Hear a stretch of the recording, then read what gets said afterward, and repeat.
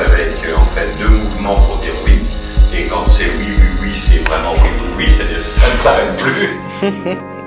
Le doute non plus. C'est un seul. Et puis je sais pas, ou j'ai pas envie de répondre, je bouge pas le pouce. Ça c'est pour les troubles moteurs, mais sinon Mathieu il a récupéré toutes ses fonctions cognitives. Mais c'est un petit peu long, et puis il y a un problème qui est très très bloquant, c'est que tu as des problèmes de mémoire de travail. Ce serait facile de faire plus pour des personnes comme vous. Ouais. Donc ce serait plutôt quelque chose de matériel, une aide matérielle. Non, tu sais pas. Plutôt une aide humaine. Ouais. Ah oui, oui, oui. C'est le gros point à ton avis.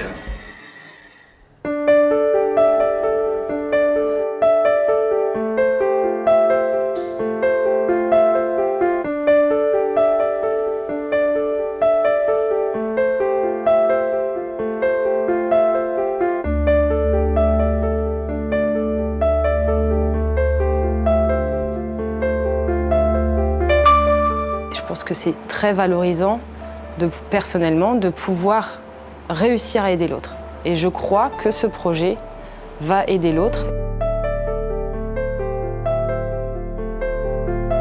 Si on peut apporter une petite solution à cette autonomie de la personne en situation de handicap, eh bien on a franchi une marche.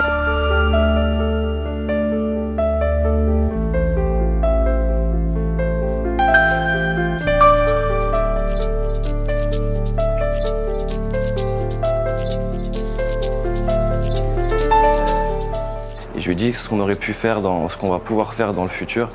Et quand j'ai vu son regard, ses yeux briller, moi ça m'a suffi en fait.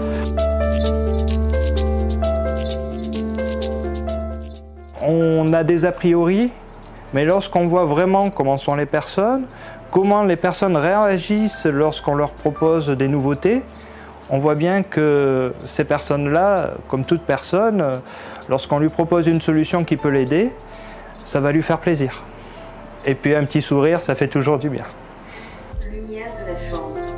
Lumière d'appoint. C'est une solution technologique et cette solution technologique rend plus indépendant la personne en situation de handicap, mais elle doit être adaptée, personnalisée, donc avec l'équipe d'ergothérapie par exemple, ou psychologue, donc pour bien choisir les configurations.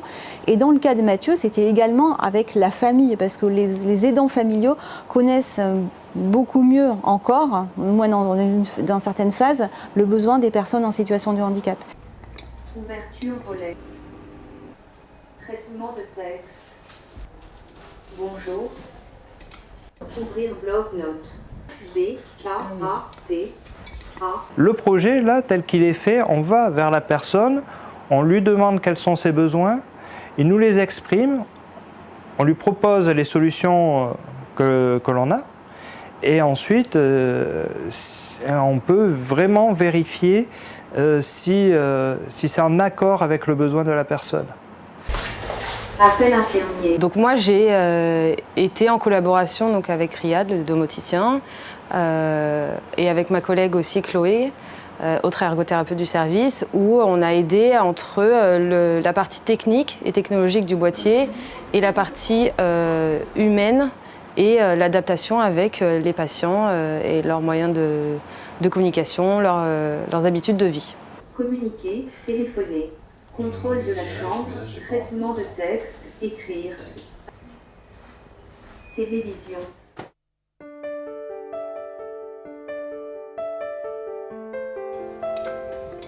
Appeler Riyad. Ce qui est innovant, c'est la manière dont on a conduit l'expression de besoin, la conception itérative étape par étape, et on a mis en place une méthodologie qui est anglo-saxonne, qui s'appelle la méthodologie Do It Himself Assistive Technology, c'est-à-dire fais toi-même en tant que personne handicapée la solution technologique. Alors Mathieu ne pouvait pas s'exprimer facilement, et donc on a mis tout en place, toute une équipe pour essayer d'exprimer ses besoins.